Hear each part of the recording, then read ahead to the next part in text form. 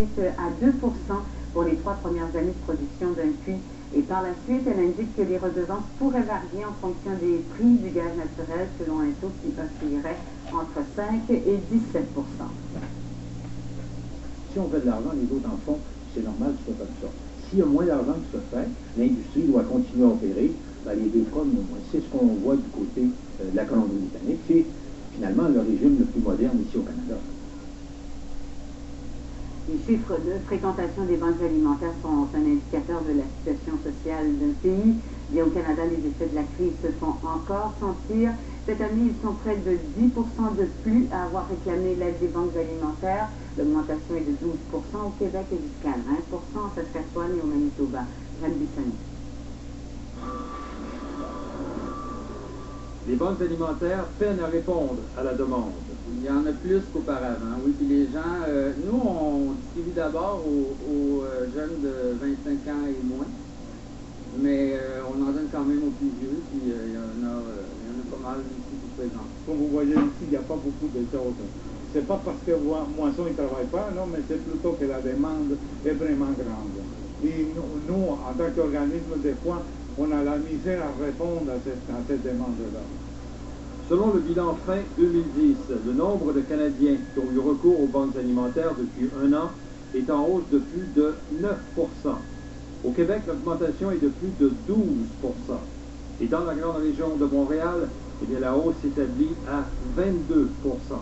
Les grands centres urbains, la constance, c'est une augmentation record de la hausse de la demande et aussi une augmentation plus rapide auprès des enfants. Dans la région de Montréal, oui, depuis 2 ans, les gens avec revenus d'emploi particulièrement sont en hausse. La crise économique a fait mal. Les citoyens démunis, même ceux qui ont des revenus, souffrent toujours. Quand on voit des propriétaires qui vont aux banques alimentaires, c'est qu'ils sont confrontés à dire est-ce que je paye l'hypothèque ou je perds la maison et je nourris mes enfants. Alors ça, c'est des drames qui sont vécus régulièrement. Les banques alimentaires du Canada souhaitent donc une augmentation de leur financement. Au Québec, ces organismes souhaitent en plus que le gouvernement accorde un crédit d'impôt aux entreprises qui font des dons, un peu comme c'est le cas dans certains États américains et en Ontario. Jacques Bissonnette, Radio-Canada, Montréal. Une victoire de taille pour les médecins formés à l'étranger qui désirent pratiquer au Québec. La Commission des droits de la personne statue qu'ils font bel et bien l'objet d'un traitement discriminatoire au Québec. Dans sa décision, la Commission précise que ces médecins sont clairement désavantagés en matière d'embauche comparativement aux médecins formés au Québec. Et pour corriger la situation, la Commission a émis des recommandations aux facultés québécoises de médecine, au Collège des médecins et au ministère de la Santé. On va parler maintenant de la tragédie au Mexique survenue dimanche. Il semble maintenant que l'hypothèse de la concentration de gaz sous l'hôtel, ça a été écarté, ça. En fait, la nouvelle hypothèse qui est avancée pour expliquer ce qui s'est passé, cette explosion dans un hôtel de Playa del Carmen dimanche, c'est que l'accumulation de gaz à l'origine de l'explosion serait due à un manque d'entretien des égouts. Voilà.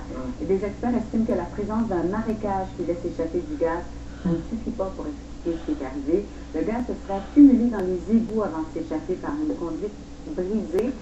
Par ailleurs, le gouverneur de l'État a décidé de poursuivre en justice la direction de l'hôtel qui aurait empêché les enquêteurs d'accéder au site.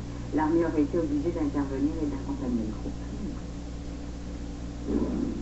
Et le choléra, qui a fait plus de 1000 morts en Haïti, a maintenant atteint le pays voisin, la République dominicaine. Un premier cas confirmé de choléra a été rapporté près de Punta Cana. Il s'agit d'un Haïtien qui est revenu en République dominicaine après avoir passé 12 jours dans son pays.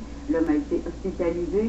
La République dominicaine a pris des mesures sévères pour éviter que la maladie n'apparaisse dans le pays, entre autres justement en limitant l'entrée des Haïtiens et les échanges commerciaux avec son pays voisin. C'est une région que vous connaissez, ça peut être ça doit être un travailleur de l'industrie touristique. C'est un travailleur de la construction qui était allé voir sa famille en Haïti, qui rentrait au pays après eu des vomissements et des choses comme ça, et a rapidement été à l'hôpital. On dit dans la presse dominicaine ce matin qu'il est tout est sous contrôle, sa situation est stabilisée.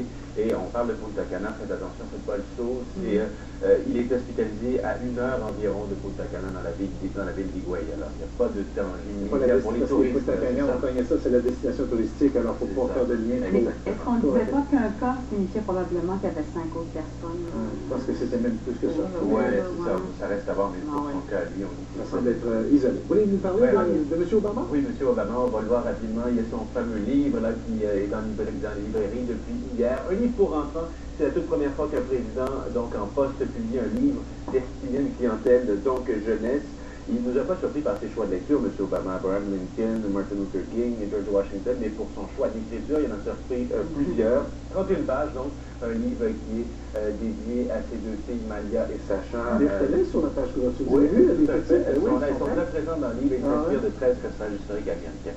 Et pour leur écrire ce livre. C'est vraiment le temps d'écrire. Il a été écrit en 2009, donc il y a un certain temps, mais c'est bel et bien écrit. Eh bien. Ouais. Il occupe bien ses bien dossiers. organisé. Il est bien organisé. Il est États-Unis. Maintenant, ça être organisé comme ça, juste à moitié, ça serait déjà pas mal. Il ne sera pas au salon du livre en passant de Montréal. Vous voyez, alors, mais on aura d'autres bonnes raisons, par contre, parce qu'on a miré les deux et qu'on a les payants qui vont venir nous voir à 8h30 pour nous parler justement du salon du livre. On vous retrouve dans un instant.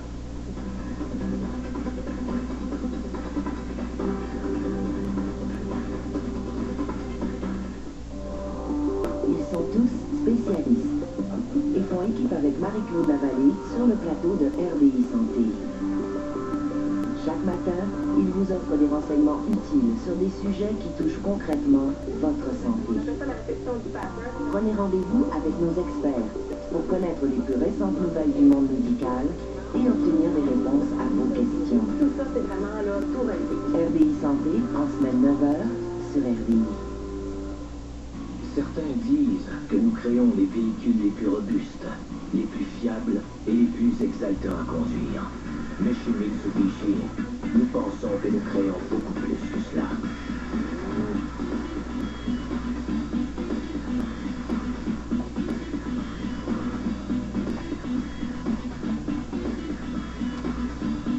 Mitsubishi, un monde à conduire. Présentement, obtenez 0% de financement à l'achat. Le ministère du Développement économique, de l'innovation et de l'exportation et le mouvement québécois de la qualité sont fiers de rendre hommage aux entreprises lauréates des Grands Prix québécois de la qualité 2010. Dans la catégorie organisme à but non lucratif, une grande mention a été décernée par le ministre Clément Gignac. Au Centre spécialisé de technologie physique du Québec, on œuvre au niveau du génie mécanique, du génie électrique, du génie informatique. Ce qui me rend le plus fier, c'est vraiment la richesse de nos gens qui font toute la différence. Chacune des personnes chez nous est importante. Ce qui est fascinant, c'est qu'ils peuvent être plus exigeants de nous-mêmes au niveau de la direction, ce qui démontre leur engagement. C'est une reconnaissance, c'est un témoignage de ce que les dernières années ont été chez nous. Et aujourd'hui, ça nous propulse vers l'avant en nous indiquant de façon très claire qu'on a fait des bons choix. Je pense qu'ils vont en être très très fiers, tout comme moi d'ailleurs. Et si c'était votre entreprise? Participez au Grand Prix québécois de la qualité, la plus haute distinction remise par le gouvernement du Québec aux organisations les plus performantes. Déposez votre dossier de candidature avant le 2 mars 2011. Investissement Québec et Aluminerie Alouette, la Commission des partenaires du marché du travail, PACAR et le ministère de l'Agriculture, des Pêcheries et de l'Alimentation sont fiers de reconnaître l'excellence des entreprises québécoises.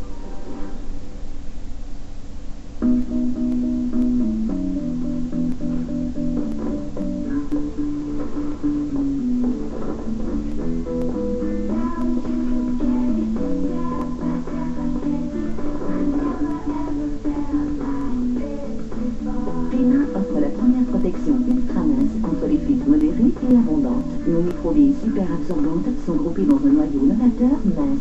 Une protection supérieure dans une serviette mince. Téna, l'évolution de la protection.